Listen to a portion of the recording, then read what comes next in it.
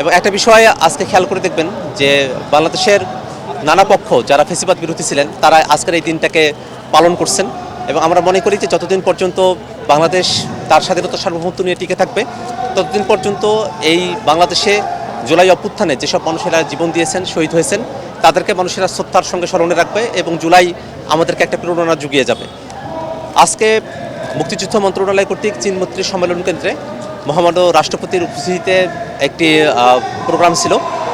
সেখানে একটা ডকুমেন্টারি প্রদর্শন করা হয়। সেই ডকুমেন্টারির যে ভাষ্য, সে ভাষ্যে দেখা যায় যে এটা একটা দলীয় ভাষ্য এবং এটা এক পেশে একদিকে হেলে আছে এবং সেই ডকুমেন্টারিতে জুলাইয়ের যে ঘটনা প্রবাহগুলো আছে, বিশেষত বৈষম্যবিরোধী ছাত্র আন্দোলন বা ৯ দফা, ১ দফা, লং মার্চ টু ঢাকা, এই ধরনের যে গুরুত্বপূর্ণ ইভেন্টগুলো আছে সেগুলোর একটা অনুল্লেখ সেখানে থেকে যায় এবং কোনোভাবেই যেন মনে হচ্ছিল যে এটা ইতিহাসের কিছু কিছু ঘটনা যেগুলো স্মরণীয় সেই ঘটনাগুলোকে একেবারে আড়ালে রাখার একটা প্রবণতা আমরা সেখানে খেয়াল করেছি।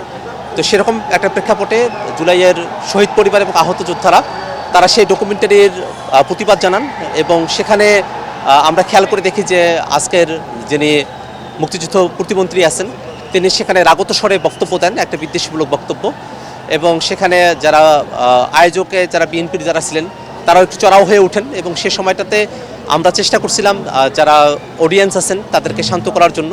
আমি স্টেজে উঠি এবং সেখানে অডিয়েন্স যারা আছেন জুলাই আহত পরিবারের সদস্যরা তাদেরকে শান্ত করতে কাজ করি আর কি। কিন্তু বাস্তবতা হলো যে আমরা যে ডকুমেন্টারিটি দেখেছি এই ডকুমেন্টারিটা এটা অবচেতনভাবে তৈরি করা না, এটা খুবই স্বেচ্ছাকৃতভাবে এরকম একটা ডকুমেন্টারি তৈরি করা হয়েছে।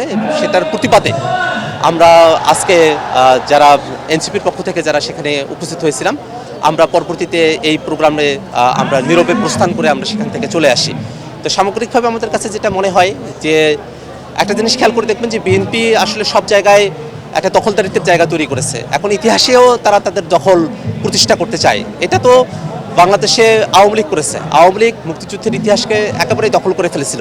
তারা কোনোভাবেই আর কাউকে সেখানে তার অবদানকে, কারো ঘটনা প্রবাহকে তারা আমলে নিতে চাইতো না। তারা যেন বা আওয়ামী লীগকে একমাত্র মুক্তিযুদ্ধ করেছে এরকম একটা বয়ান তারা প্রতিষ্ঠা করতে চাইতো, অথচ সেটা নিয়েও বিতর্ক জায়গা আছে। এবং সে কারণেই আমরা এটা মনে করি যে আজকে যে ডকুমেন্টারিটি প্রদর্শন করা হলো সেটার ব্যাপারে যদিও মুক্তিযুদ্ধ মন্ত্রী তিনি দুঃখ প্রকাশ করেছেন, কিন্তু আমরা মনে করি যে সামনের দিনে সরকার এই বিষয়গুলোতে দায়িত্বশীল ভূমিকা পালন করবে এবং অভ্যুত্থানের যারা শরিকদার আছেন, যারা এই আন্দোলনের সংগ্রামে সামিল হয়েছিলেন এবং যে ঘটনা প্রবাহ সেগুলোকে সঠিকভাবে উপস্থাপনের মধ্য দিয়ে একটা রাষ্ট্রীয় ডকুমেন্টারি সেটা প্রস্তুত করা হবে এবং সকল ক্ষেত্রে সকলের যে অংশগ্রহণের যে ইতিহাস সেটাকেও জাতির সামনে পরিষ্কারভাবে উপস্থাপন করতে হবে। মনসুন কালচারাল অ্যালায়েন্স কর্তৃক সংসদ ভবনের বিপরীতে মালিক পে এভিনিউতে একটা কালচারাল প্রোগ্রামের আয়োজন করা হয়েছে। সেখানে আপনারা দেখতেই পাচ্ছেন যে হাজার হাজার তরুণরা সেই কালচারাল প্রোগ্রামে তারা অ্যাটেন্ড করেছেন এবং এখানে একটা বাস্তবতা হলো এই প্রোগ্রামগুলো যখন আমরা ৩৬ জুলাইকে কেন্দ্র করে করি তখন আওয়ামী লীগের পক্ষ থেকে নানা ধরনের হুমকি থামকি ভয়ভীতি প্রদর্শন করা হয়, কিন্তু এই সব ভয়ভীতিকে উপেক্ষা করে এই যে তরুণরা এখানে এসেছে এটা শুধুমাত্র এখানে গান শোনার জন্য তারা এসেছে বিষয়টা এরকম না।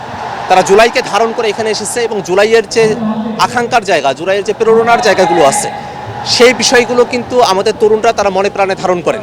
এবং বাংলাদেশে রাজনৈতিক যে দলগুলো আছে আমরা দেখি যে জুলাইয়ের প্রশ্নে তাদের মাঝে ন্যূনতম একটা ঐক্য আছে, অন্য অনেক বিষয়ে মতপার্থক্য আছে, কিন্তু এই রাজনৈতিক দলগুলো তারাও যদি কখনো জুলাইয়ের ব্যাপারে একটা আপোষকামী মনোভাবের দিকেও অগ্রসর হয় সেক্ষেত্রেও বাংলাদেশের যারা আপমর জনতা আছেন, এই যে তারুণ্য যাদেরকে আমরা জেনজি হিসেবে জানি, এই তারুণ্য তারা কিন্তু জুলাইকে তাদের মতো করে ধারণ করে যাবে এবং সামনের দিনে এই ফেসিবাদীরা যারা আজকের দিনও আস্ফালন করছে, যারা বাংলাদেশ থেকে পালিয়ে গিয়েছিল, এই পলাতক ফেসিবাদীরা যারা এখনও পর্যন্ত আস্ফালন করছে, ফাঁসির রায় হয়ে গেছে তারপরেও তাদের আস্ফালন এখনও পর্যন্ত কমছে না।